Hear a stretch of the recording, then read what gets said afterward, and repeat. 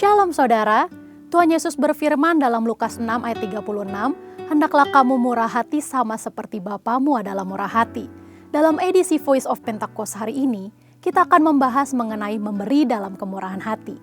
Tahukah saudara, memberi dalam kemurahan hati bukan hanya bersifat horizontal di antara sesama manusia, namun juga bersifat vertikal kita kepada Tuhan.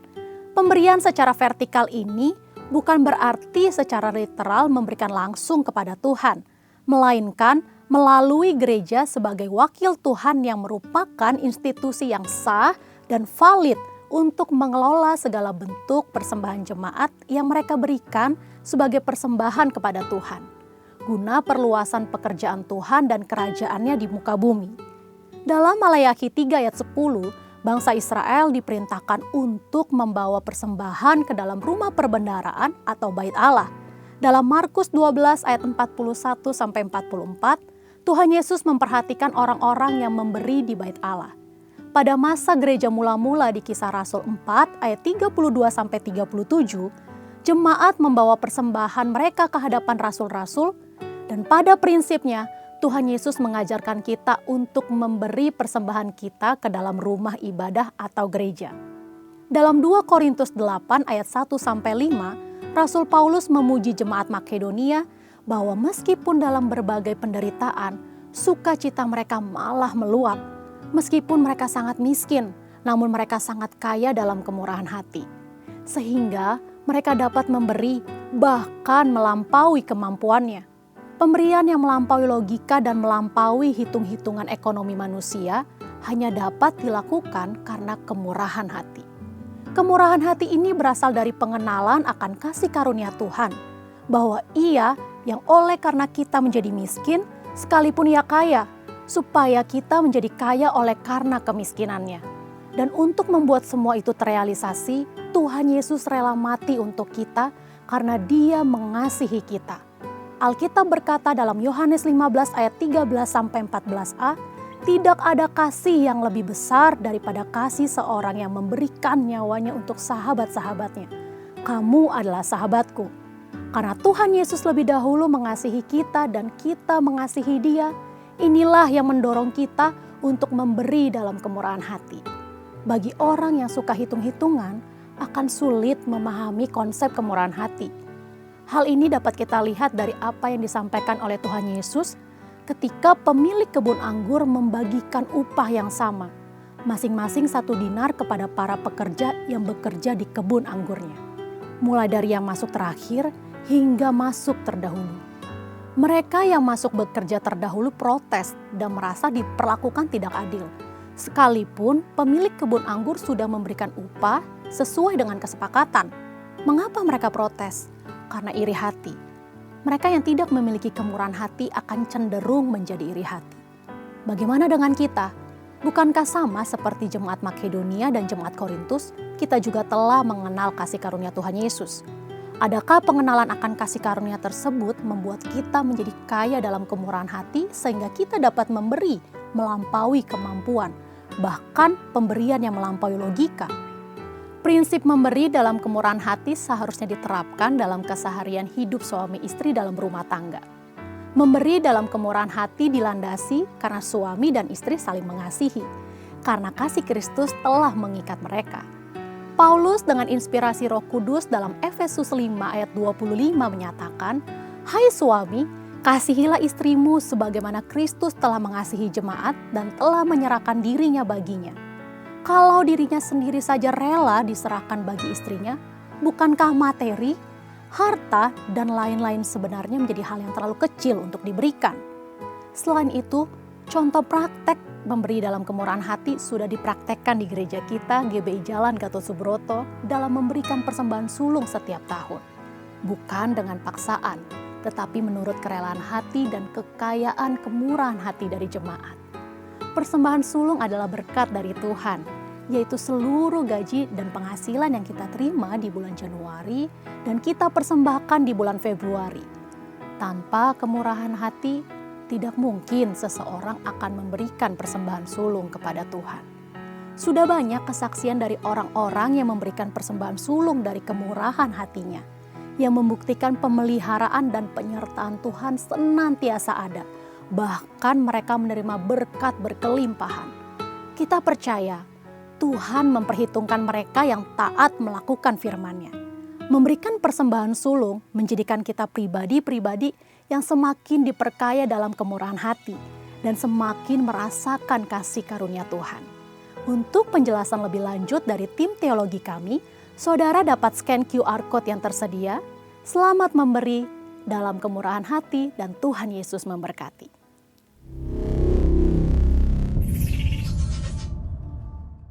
Mazmur 91 ayat 1-16.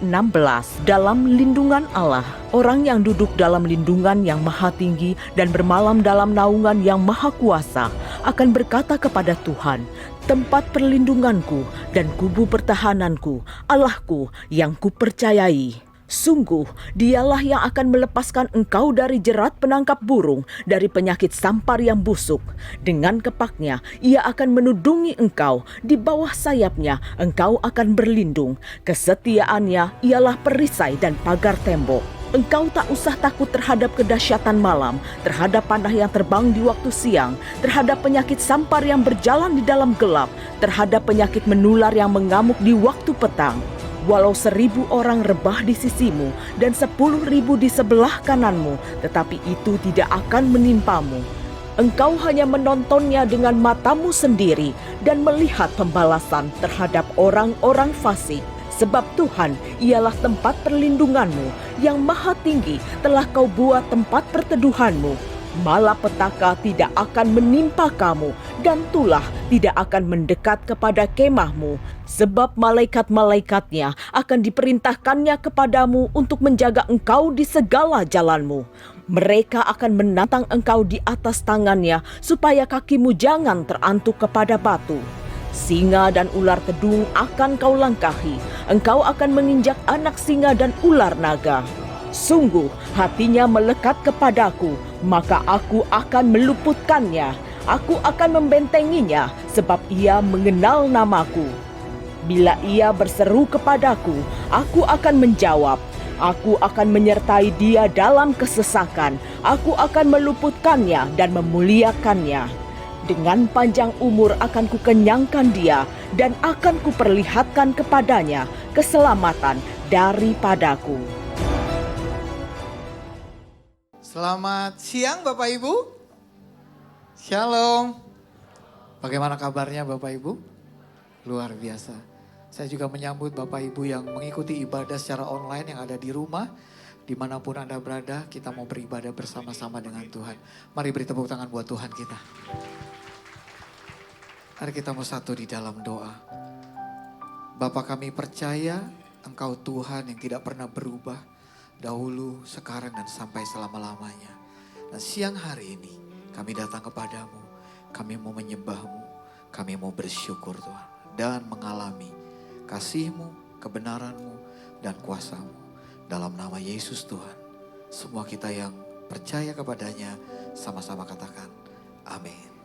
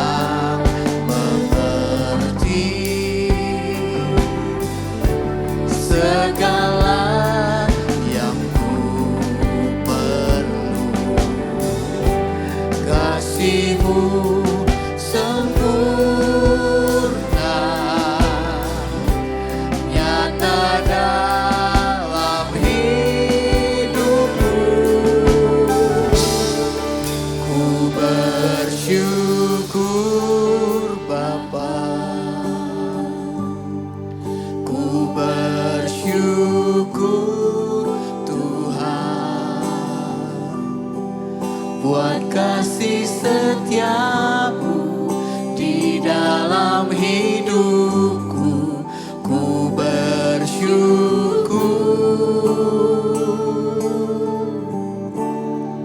Ku bersyukur Bapa, ku bersyukur Tuhan, buat kasih setiamu di dalam hidupku. Ku bersyukur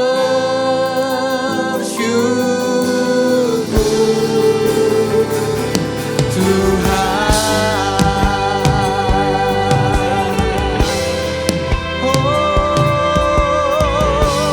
Mari saya undang kita berdiri sama-sama. Kita katakan pujian ini. Banyak yang kau perbuat di dalam hidupku. Rancangan indahmu terjadi di hidupku.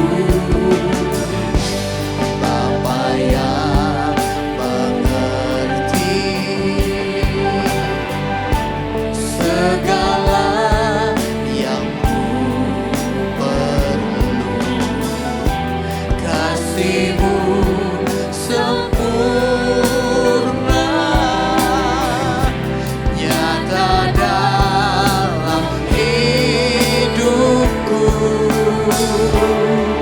Ku bersyukur Bapa, ku bersyukur Tuhan, buat kasih setiamu di dalam hidupku. Ku bersyukur.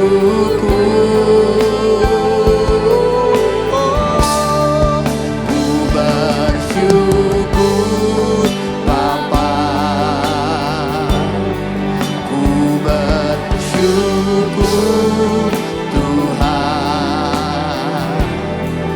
buat kasih setiamu di dalam hidupku.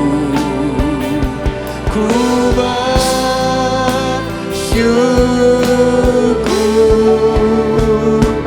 Tuhan.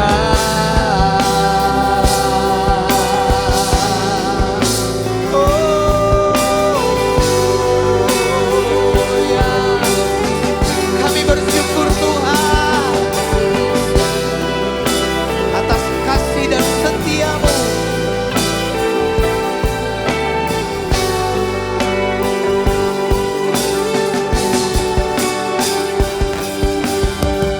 Tak ada lembah kelam yang tak ku lewati tanpa hadir-Mu. Katakan sama-sama. Hatiku takkan gentar sebab tangan-Mu yang menopangku.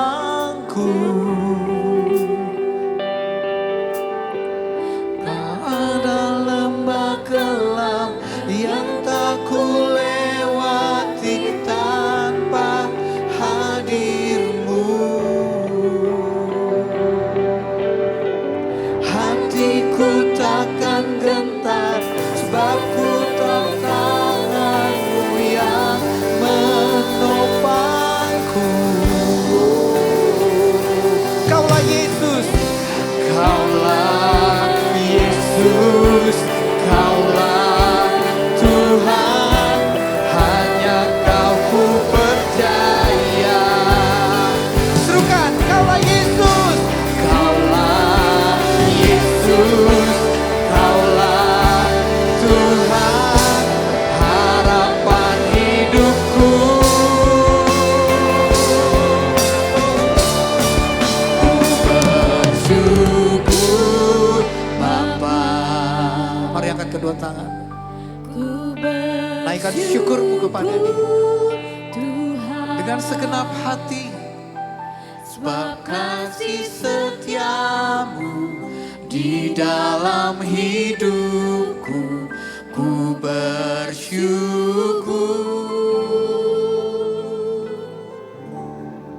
Ku bersyukur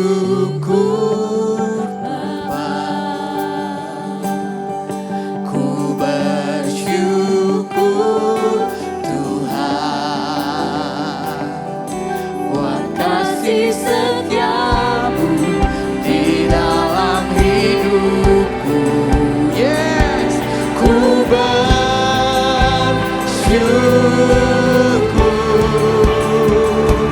Tuhan, ku bersyukur Bapa, oh, ku bersyukur Tuhan, buat kasih setiamu di dalam hidupku, ku bersyukur.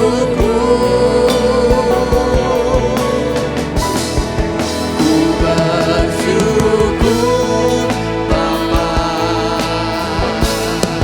ku bersyukur Tuhan,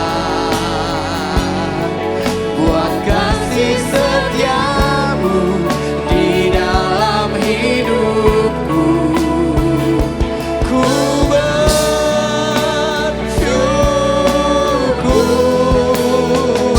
ku bersyukur,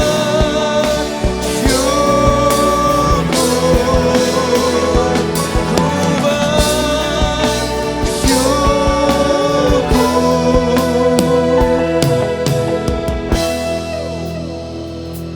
Tuhan,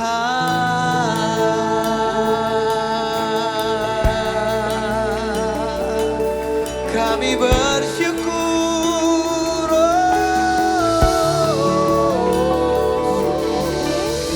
bersyukur buat kasih dan setia, bersyukur untuk penyertaan-Mu yang nyata dalam kami, penyediaan, pertolongan, keselamatan, pemulihan, dan kesembuhan hanya dari-Mu.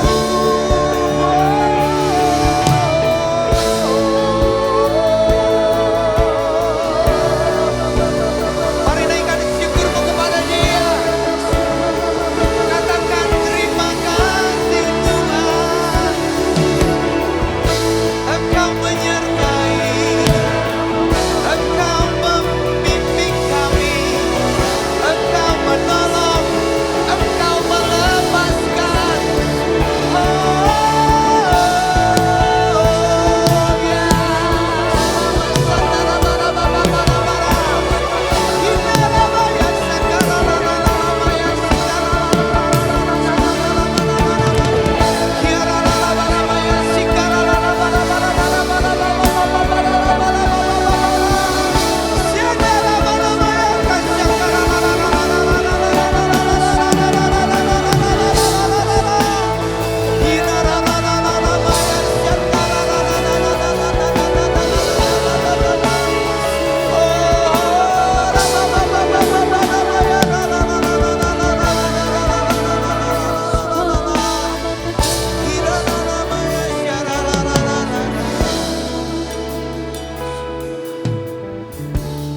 Diberkatilah orang yang mengandalkan Tuhan, yang menaruh harapnya selalu kepada Tuhan, karena dia tidak akan pernah mengalami kekecewaan. Hari ini mari Bapak Ibu, sandarkan harapan kita hanya kepada Dia. Dan mulailah dengan mengucap syukur. Mari dengan hati, dengan kata-katamu sendiri secara pribadi. Mengucap syukurlah apa yang Tuhan taruh di hatimu.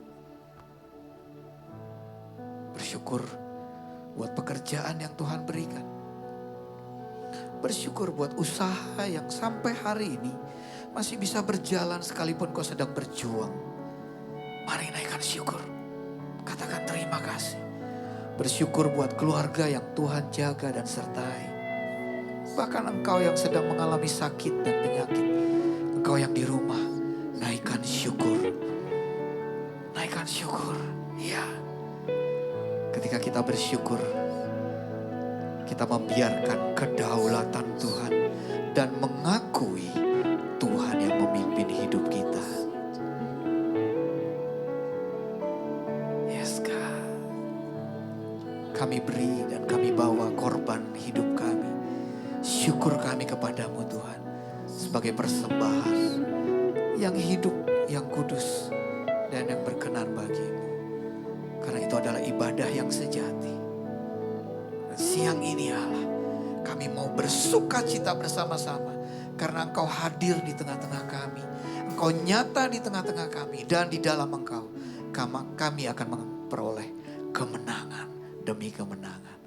Di dalam nama Tuhan Yesus. Semua kita yang mengalami kemenangan di dalam Dia. Sama-sama kita katakan, amin. Haleluya. Shalom Bapak Ibu. Apa kabarnya? Masih suasana tahun baru? Masih suasana tahun baru? Coba lihat kiri dan kanannya, kasih senyuman yang terbaik. Haleluya. Kasih tepuk tangan sekali lagi buat Tuhan kita.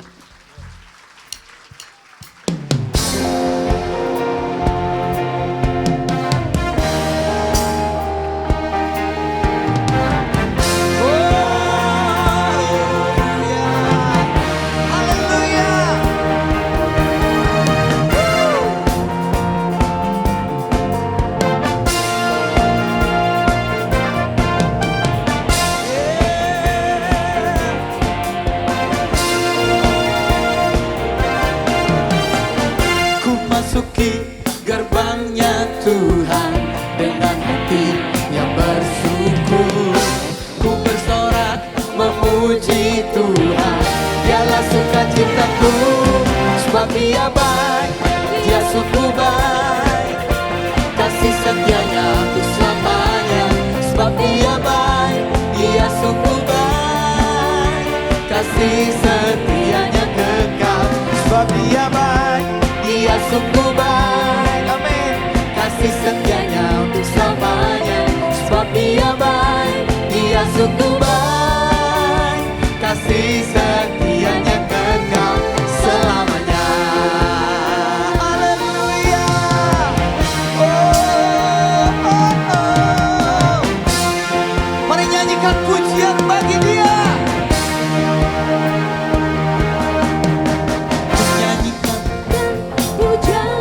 Dia dengan hati yang bersyukur. Ku rasakan kebaikannya di sepanjang hidupku. Sebab Dia baik, Dia sungguh baik, kasih setianya untuk selamanya. Sebab Dia baik, Dia sungguh baik, kasih setianya kekal. Sebab Dia baik, Dia sungguh baik, oh, kasih setianya untuk selamanya. Sebab Dia baik, Dia sungguh baik, kasih setianya kekal. Kasih-Nya tak pernah berubah, dulu sekarang dan selamanya. Terpujilah Tuhan, terpujilah Yesus, terpujilah Tuhan, terpujilah Yesus, terpujilah oh Tuhan, terpujilah Yesus. Sebab Dia baik, Dia sungguh baik, kasih setianya untuk selamanya. Sebab Dia baik, Dia sungguh baik, kasih setianya kekal. Oh, sebab Dia baik, Dia sungguh baik, kasih setianya untuk selamanya. Sebab Dia baik, Dia sungguh baik, kasih setianya kekal, kasih setianya kekal, kasih setianya kekal selamanya.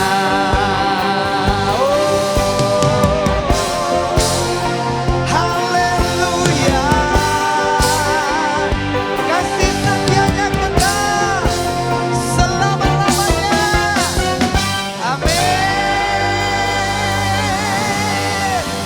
Dan bukan hanya kasih setianya kekal, Tuhan akan membawa kita ke dalam demi kemenangan, amin. Mari beri tepuk tangan buat Tuhan kita.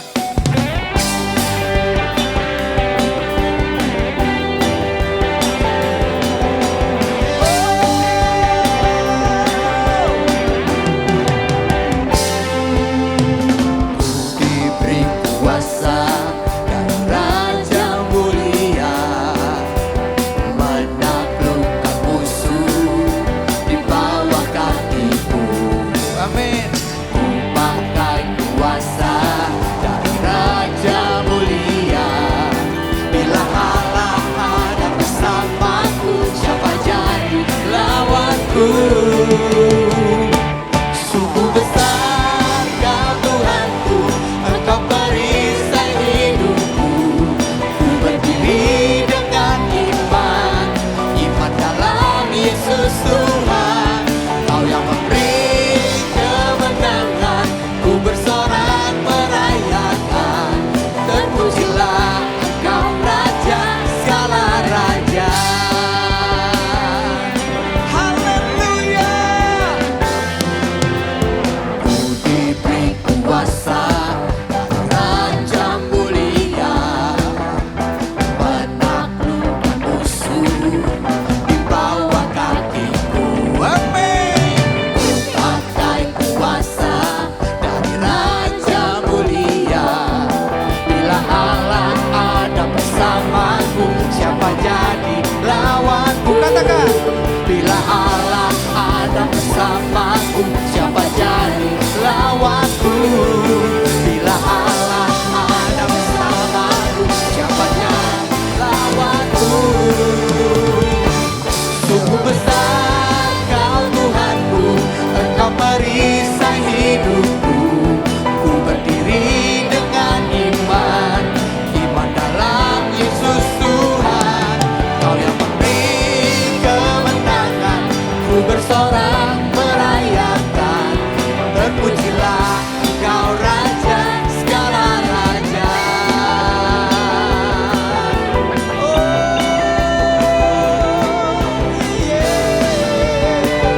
Terpujilah Engkau Raja di atas segala raja, yang membawa kami dari kemenangan kepada kemenangan, dari iman kepada iman.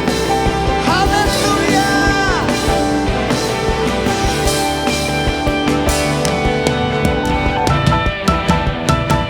Sungguh besar Kau Tuhanku, Engkau perisai hidupku.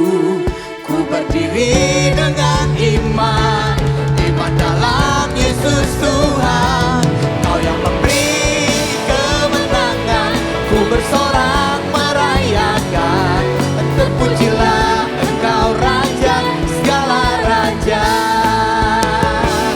Sungguh besar Kau Tuhanku, Engkau perisai hidupku. Ku berdiri dengan iman, iman dalam Yesus Tuhan. Kau yang memberi kemenangan, ku bersorak merayakan. Terpujilah Engkau Raja segala raja. Terpujilah Engkau Raja segala raja. Terpujilah Engkau Raja segala raja.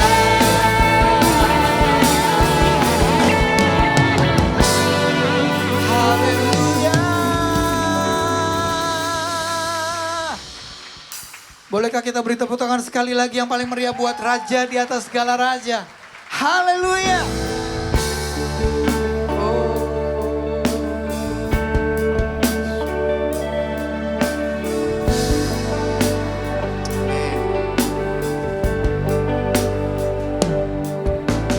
Kau ada bersamaku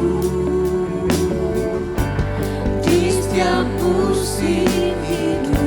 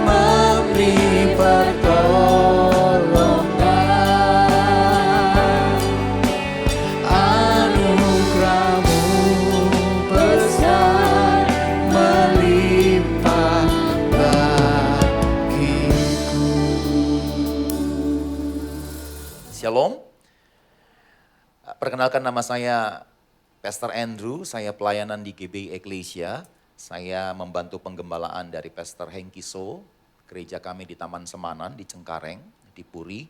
Dan puji Tuhan saya juga dipercayakan untuk mengajar. Mungkin ada beberapa mahasiswa saya di sini. Salah satunya adalah Pastor Joseph, Kelly, Pak Gem juga, Pastor Paulus bersama dengan Ibu. Tapi puji Tuhan kemarin sudah selesai, sudah diwisuda. Jadi saya ngajar di STT Permata Bangsa Barito, dan hari ini puji Tuhan kasih kesempatan untuk bersama-sama dengan Bapak Ibu Saudara menikmati lawatan Tuhan. Semua sukacita, amin. Tepuk tangan yang dahsyat untuk Tuhan Yesus. Saya mau bicara tentang harapan di tengah ratapan. Harapan di tengah ratapan. Sama-sama buka Alkitab. Di dalam kitab Ratapan pasal 3 ayat 20 sampai 23. Kitab Ratapan pasal 3 ayat 20 sampai 23. Saya ajak Bapak Ibu Saudara untuk kita baca sama-sama kebenaran firman Tuhan ini. Baca biar firman Tuhan menguatkan yang lemah. Amin. Mengangkat yang terjatuh, memulihkan setiap hati. Ratapan pasal 3 ayat 20 sampai 23. Yang sudah menemukan katakan yes. Belum semua. Saya tunggu. Yang sudah menemukan katakan yes. Oke, kita baca sama-sama dengan kompak 3, 2, ya. Jiwaku selalu teringat akan hal itu dan tertekan dalam diriku. Tetapi hal-hal inilah yang kuperhatikan. Oleh sebab itu aku akan berharap. Tak berkesudahan kasih setia Tuhan. Tak habis-habisnya rahmatnya. Selalu baru tiap pagi. Besar kesetiaanmu. Bapak Ibu Saudara, paling tidak ada 3 hal yang saya mau sampaikan bagi Bapak Ibu. Bagaimana caranya supaya kita tetap bisa punya harapan sekalipun di tengah-tengah ratapan. Yang pertama yang Tuhan mau adalah rela untuk melepaskan semua kebanggaan yang selama ini sudah kita genggam. Trust me, tidak banyak yang setuju kalau kita bicara rela melepaskan semua kebanggaan, semua achievement, semua pencapaian yang selama ini sudah kita gapai. Tidak mudah melepaskan semua kebanggaan itu Bapak Ibu Saudara. Tapi tahukah Bapak Ibu, 4 ayat yang baru saja Bapak Ibu baca tadi. Itu jelas sekali bicara bahwa satu ketika di tahun 586 sebelum Masehi, Tuhan izinkan perkara hebat menerpa umat perjanjian, bangsa Yehuda. Apa yang mereka genggam selama ini, bertahun-tahun mereka pertahankan kebanggaan mereka, achievement mereka. Tapi dalam sekejap mata, Tuhan ambil semuanya. Tuhan bukan jahat Bapak Ibu Saudara. Tuhan ambil sebab Tuhan akan memberikan yang jauh lebih dahsyat. Yang percaya katakan amin. Nah Bapak Ibu Saudara, paling tidak ada 3 hal yang Tuhan ambil. Tahun 586 sebelum Masehi dari genggamannya bangsa Yehuda. Yang pertama adalah kota suci Yerusalem. Kalau Bapak Ibu jalan-jalan ke Yerusalem hari ini masih ada reruntuhan tembok suci Yerusalem. Bapak Ibu Saudara, 586 sebelum Masehi. Sekejap mata bangsa Babel meruntuhkan kota suci Yerusalem. Tidak cuma tembok-temboknya, tetapi bait suci. Bait Salomo yang begitu megah, tempat di mana penyembahan itu ada. Mereka memuji Tuhan di situ. Tuhan izinkan bangsa Babel masuk ke Yerusalem, meluluhlantahkan bait suci. Tidak sekedar temboknya, tidak sekedar kotanya, tidak sekedar bait sucinya. Tapi begini juga, ini yang paling penting. Status mereka sebagai bangsa yang merdeka, Tuhan ambil. Mana ada bangsa yang merdeka tapi nggak punya tanah. Sebab tanah mereka direbut oleh Babel dan Alkitab berkata orang-orang yang hebat dibuang ke dalam pembuangan 70 tahun. Nggak ada lagi yang mereka bisa banggakan Bapak Ibu Saudara. Mungkin kalau hari-hari ini Bapak Ibu kehilangan harta, kehilangan benda yang paling Bapak Ibu sayangi. Saya mau pastikan itu belum seperti kepedihan yang bangsa Yehuda alami saat itu. Alkitab mencatat bagi kita. Coba lihat ya. Ratapan pasal 3 ayat pertama. Kenapa sampai kitab Ratapan menggambarkan begitu hebatnya Tuhan membentuk bangsa Yehuda? Alkitab berkata begini. Ratapan 3 ayat 1. Akulah orang yang melihat sengsara disebabkan cambuk murkanya. Ada yang pernah dicambuk oleh Tuhan di sini? Yang mencambuk bangsa Yehuda waktu itu adalah Tuhan sendiri. Akulah orang yang melihat sengsara disebabkan cambuk murkanya. N besar, cambuk Tuhan. Ayat 2. Ini lebih hebat lagi. Ia menghalau dan membawa aku ke dalam apa? Kegelapan yang tidak ada terangnya. Coba perhatikan saya, bisa bayangkan bagaimana kegelapan yang tidak ada terangnya. Bahkan di dalam kegelapan malam sekalipun, asal saja ada sinar bulan, ada sinar bintang, kita bisa masih melihat secercah harapan. Betul kan? Tapi kalau firman Tuhan berkata, Tuhan izinkan bangsa Yehuda yang sebelumnya menang, berkali-kali mengalami kemenangan demi kemenangan. Lalu kemudian karena terbiasa menang, hati-hati, mereka mulai sombong. Mereka mengklaim bahwa kemenangan itu adalah karena mereka. Bukankah banyak orang percaya begitu? Waktu mereka ada di zona di mana mereka sudah tidak terkalahkan, banyak pencapaian, lalu mereka melupakan Tuhan. Semua karenaku, semua karena hebatku, semua karena usahaku. Pak, Ibu, apa yang ada pada kita? Semua karena perkenanan Tuhan. Katakan amin. Jadi jangan pernah melupakan Tuhan.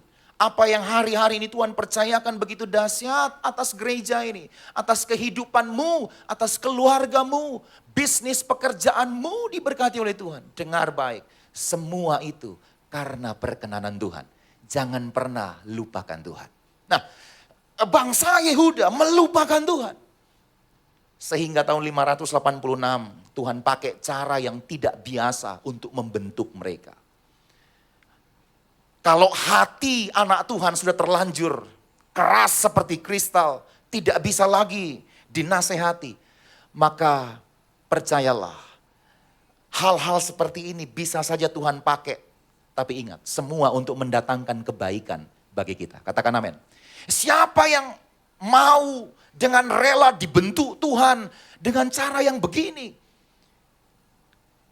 Tuhan bawa ke dalam kegelapan yang tidak ada terangnya. Yang paling dahsyat ayat yang ke-8 Bapak Ibu Saudara. Coba kita baca sama-sama ayat 8. Ratapan 3 ayat 8 kita baca sama-sama. 3, 2 ya. Walaupun aku memanggil-manggil dan berteriak minta tolong, tak didengarnya doaku. Saudara pernah berdoa tapi Tuhan tidak dengar? Bangsa Yehuda pernah mengalami pembentukan seperti itu. Mereka berseru kepada Tuhan tapi Tuhan tidak dengar. Alkitab sendiri mencatat bagi kita. Walaupun aku memanggil-manggil, berteriak minta tolong, tak didengarnya doaku. Saudara bandingkan ya, di zamannya Yosafat. Yosafat pernah memimpin bangsa Yehuda juga. 300 tahun sebelum kejadian yang ratapan tulis. Tahun 823 sebelum Masehi, Yosafat memimpin bangsa Yehuda. Waktu itu kejadiannya mirip. Bani Amon dan Moab, Yordania kalau sekarang. Bangsa di sebelah Israel. Negara di sebelah Israel. Berbatasan langsung dengan Israel. Amon dan Moab. Waktu itu mereka mengancam untuk menyerang Yerusalem. Lalu kemudian, Bapak Ibu nanti kalau baca di dalam kitab 2 Tawarikh pasal 20. Diceritakan bagi kita. Yosafat memberikan respon yang benar. Yosafat dan seluruh bangsa Yehuda datang merendahkan hati di hadapan Tuhan. Mereka berseru kepada Tuhan dan Tuhan menjawab. Saudara bandingkan dengan zamannya Nabi Yeremia yang menulis kitab ratapan ini. Ratapan itu ditulis oleh Nabi Yeremia, nabi yang sama yang menulis kitab ratapan, kitab Yeremia. Saudara, waktu zamannya Yeremia, Babel datang menyerang mereka, semakin mendekat. Lalu kemudian mereka berseru kepada Tuhan, tapi Tuhan seperti tidak mendengar. Bandingkan dengan zamannya Yosafat. Amon, Moab, Yordania kalau sekarang datang mendekat, mereka berseru kepada Tuhan. Tuhan menjawab, Tuhan bilang begini. Ketika Amon dan Moab menyerang engkau, jangan ada satu pun dari tentara bangsa Yehuda yang mengangkat senjata. Tuhan bilang begini, naikkan pujian dan penyembahan. Naikkan penyembahan. Sebab Tuhan baik, bahwasannya untuk selamanya.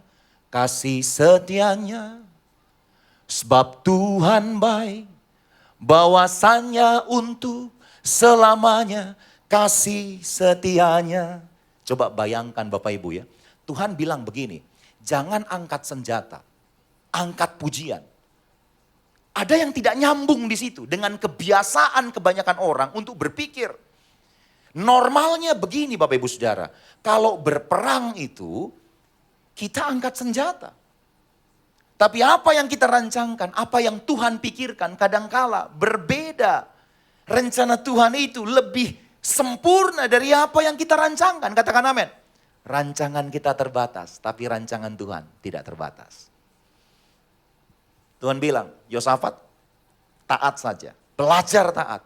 Maka lihatlah, di hari di mana Amon Moab menyerang engkau, aku sendiri yang akan turun tangan, memberi kemenangan kepadamu. Dengar baik, kalau Tuhan berjanji, Tuhan tidak pernah lupa janjinya. Katakan amin. Janji manusia, promise-nya manusia. Dalam bahasa Inggris, covenant dan promise itu beda Bapak Ibu Saudara.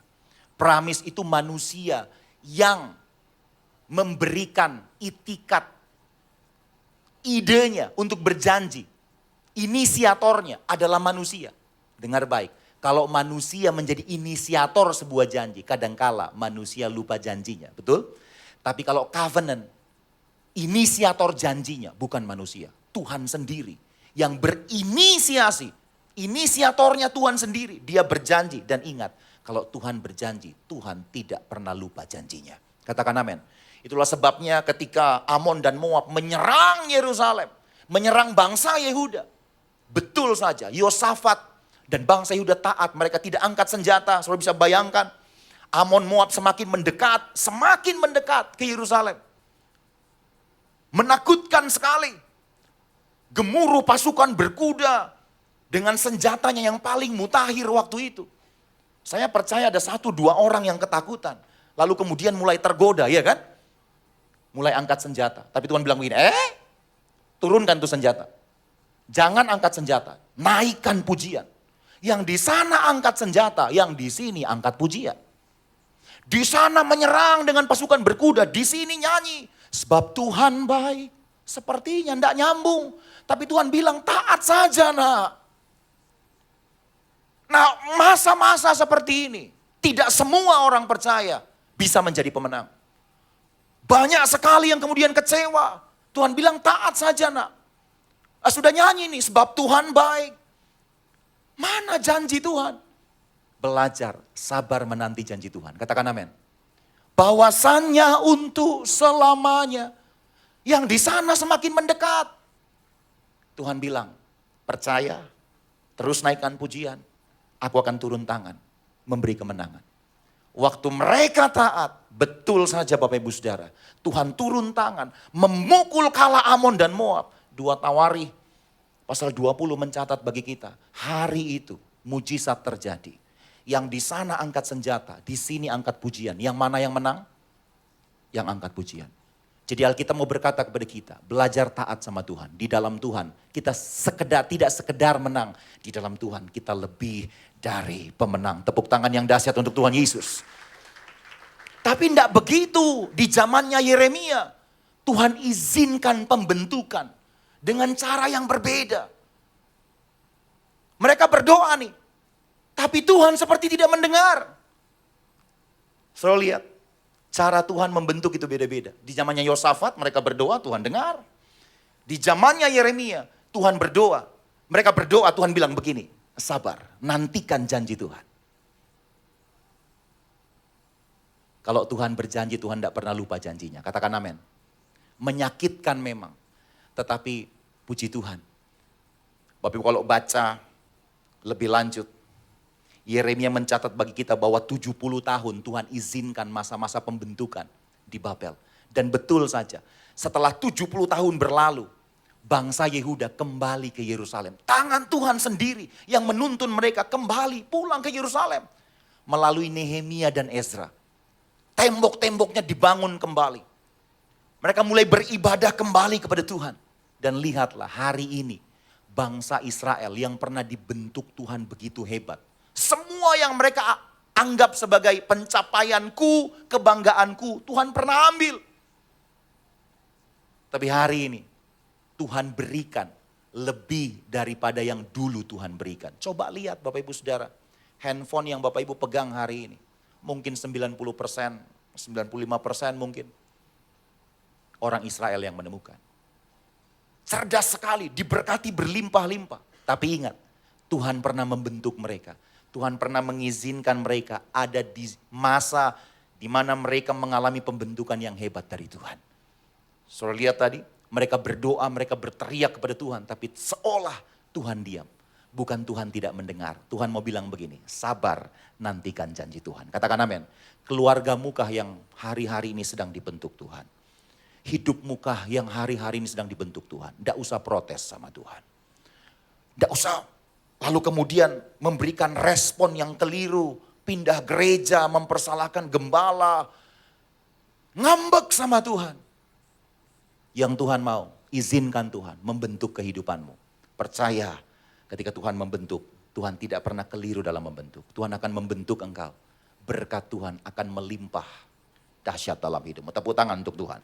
Yang kedua, bagaimana caranya supaya pengharapan di tengah ratapan itu bisa terjadi? Perhatikan ayat yang ke-21. Ini bicara tentang Tuhan mau kita memiliki cara pandang yang baru. Katakan cara pandang yang baru. Lagi cara pandang yang baru.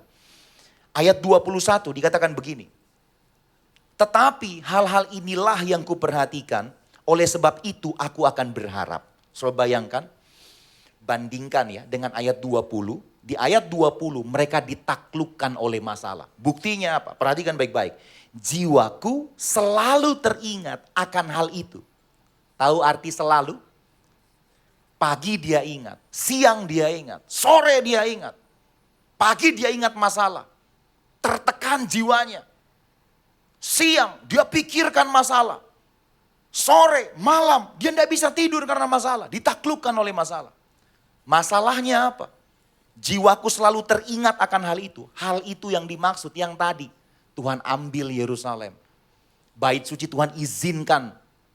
Dilululantahkan. Status mereka sebagai bangsa merdeka waktu itu diambil. Tidak mudah Bapak Ibu Saudara. Ini yang disebut dengan overthinking. Karena mereka overthinking, mereka lupa Tuhan. Akhirnya firman Tuhan berkata begini. Jiwa mereka selalu teringat akan masalah. Tidak sekedar teringat akan masalah. Alkitab berkata tertekan. Tertekan di situ menunjukkan bahwa mereka ditaklukkan oleh masalah. Tapi puji Tuhan, ayat 21 ada pertobatan. Ada perubahan. Tetapi hal-hal inilah yang kuperhatikan. Dalam bahasa Ibrani kata kuperhatikan di situ artinya begini. Tetapi inilah yang kemudian menguasai hati dan pikiranku. Kalau di ayat 20 yang menguasai hati pikiran mereka adalah ketakutan akan masalah. Takut, cemas akan masa depan. Ayat 21, mereka berharap kepada Tuhan. Hal-hal inilah yang kuperhatikan. Oleh sebab itu, aku akan berharap. Orang yang berharap kepada Tuhan percaya mereka mengalami penggenapan janji Tuhan. Apa penggenapan janji Tuhan? Ayat 22, tak berkesudahan kasih setia Tuhan. Tak habis-habisnya rahmatnya. Selalu baru tiap pagi, besar kesetiaanmu. Bapak Ibu Saudara, ini bicara tentang cara pandang. Saudara bandingkan singa dan hewan kijang. Kijang, tahu kijang? Bukan Innova. Kijang yang ada di istananya Bapak Presiden Jokowi di Bogor. Yang banyak tanduknya bercabang-cabang. Bapak Ibu Saudara, kijang itu bisa berlari dengan sangat cepat sekali. Di atas kertas, kijang bisa berlari 80 sampai 100 km per jam. Ada di sini yang bisa lari secepat kijang, 80 sampai 100 km per jam. Ada Pastor, lari dari kenyataan hidup. Wah itu kenceng banget. Saudara bandingkan dengan singa. Di atas kertas, singa itu hanya mampu berlari maksimal 60 sampai 70 km per jam. Jadi kalau dihitung-hitung nih, sebenarnya kijang itu bisa meloloskan diri dari kejaran singa. Tapi faktanya bagaimana Bapak Ibu Saudara? Faktanya kijang itu dimangsa oleh singa. Kenapa begitu? Perhatikan. Waktu singa mengejar kijang, coba lihat responnya kijang. Lihat responnya, sebab responmu menentukan apa yang akan terjadi dalam hidupmu. Waktu ada masalah, badai, tantangan, responmu terhadap badai, masalah, dan tantangan, itu akan menentukan apa hasilnya. Waktu kijang dikejar oleh singa, responnya begini, dia mulai tatap ke belakang. Bukan ke depan, ke belakang. Lalu dia bilang begini, abis deh gua. Gede banget tuh singa, abis beneran. Lebih parah lagi, dia bilang begini, ya ampun, taringnya tajam banget, mati deh gua, mati beneran. Jadi saya bilang responmu menentukan apa hasilnya. Katakan amin. Kalau kau tidak percaya Tuhan, maka responnya, masalah akan menaklukkan hidupmu. Tapi coba lihat, bagaimana cara pandangnya singa. Waktu dia kejar mangsanya. Betul, kijang itu punya kemampuan berlari lebih cepat. Waktu singa kejar kijang, yang kijang berespon salah, dia tatap ke belakang, dia lihat masalah. Coba lihat responnya singa bagaimana? Dia lari kencang, tatapannya tajam ke depan. Dia yakin sekali, hari ini aku dapat mangsa. Hari ini istri anak-anak aku dapat makanan enak. Betul saja. Singa bisa menaklukkan kijang. Padahal di atas kertas, kijang itu harusnya bisa meloloskan diri. Itu cara pandang Bapak Ibu. Kita ini, firman Tuhan mencatat kita lebih dari pemenang. Cuman 2 yang bilang amin. Bukan kata pendeta, bukan kata pastor, tapi firman Tuhan bilang, saya dan saudara lebih dari pemenang. Tepuk tangan yang dahsyat untuk Tuhan Yesus. Tapi faktanya seringkali kita ditaklukkan oleh masalah. Kenapa? Cara pandangnya keliru. Waktu masalah datang, kita lupa memandang kepada Tuhan. Yang kita pandang masalahnya, ampun deh.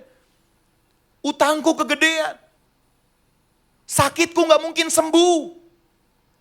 Hubunganku dengan pasangan pasti berantakan. Belum lagi pengaruh statement dari netizen. Netizen Indonesia kan lumayan kreatif ya. Maha tahu, maha benar. Pokoknya enggak mungkin pulih lah hubungannya.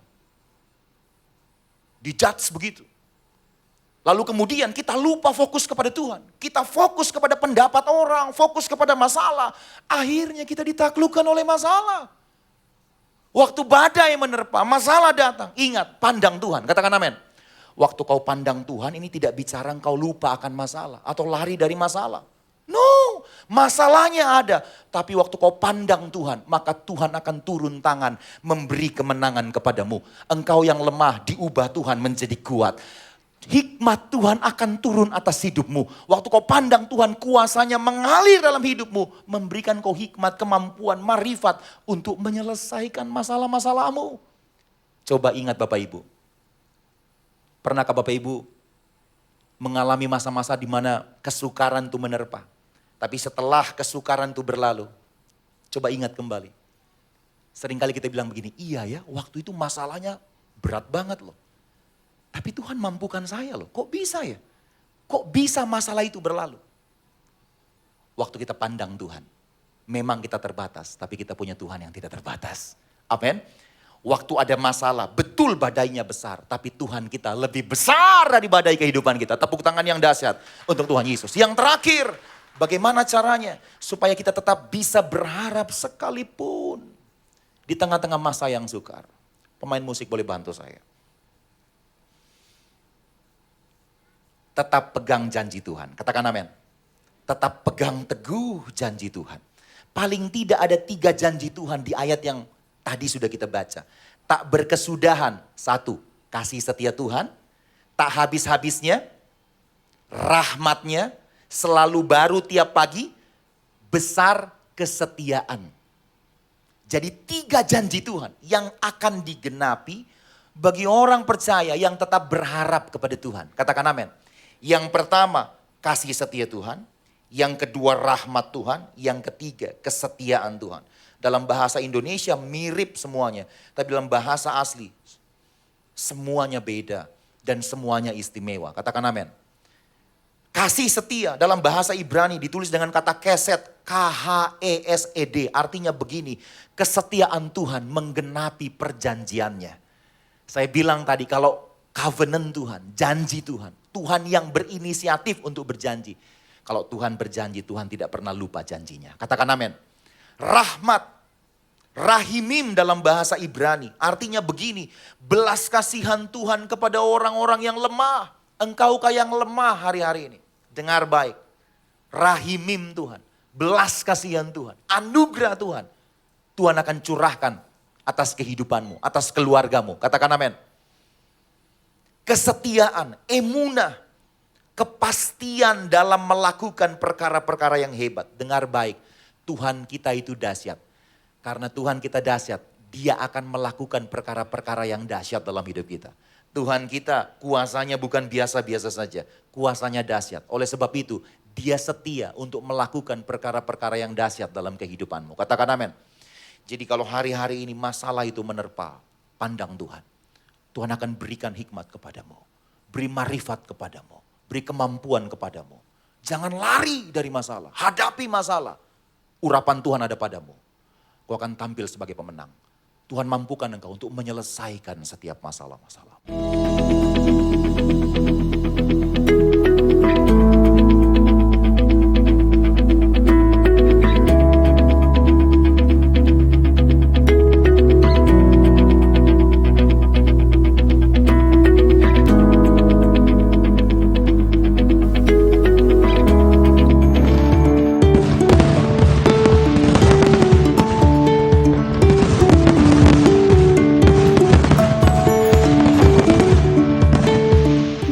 Adalah pengumuman GMCC sepekan.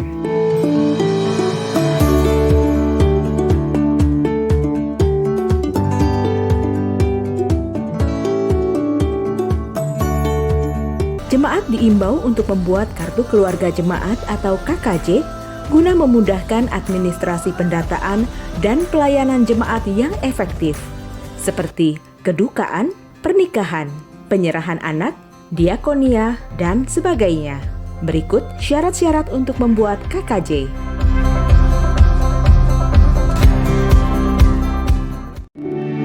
Diinformasikan kepada jemaat yang akan menikah dan diberkati di GBI GMCC dengan persyaratan sebagai berikut. Sudah atau sedang mengikuti kelas KOM 100, wajib mengikuti kelas bimbingan pranikah, tergabung di dalam KUL, dan sudah baptis Islam. Pendaftaran dapat dilakukan di konter ibadah atau langsung menghubungi Sekretariat GBI GMCC.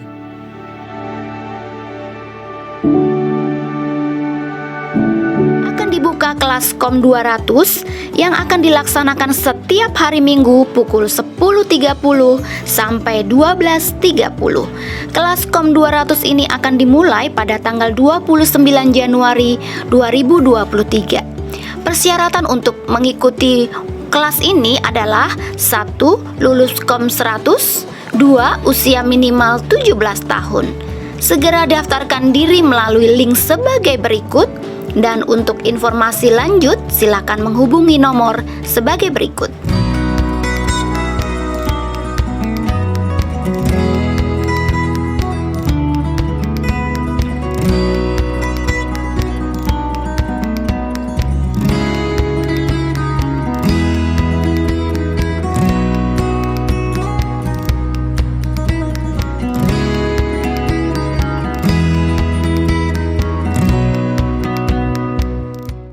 Mari kita angkat kedua tangan kita.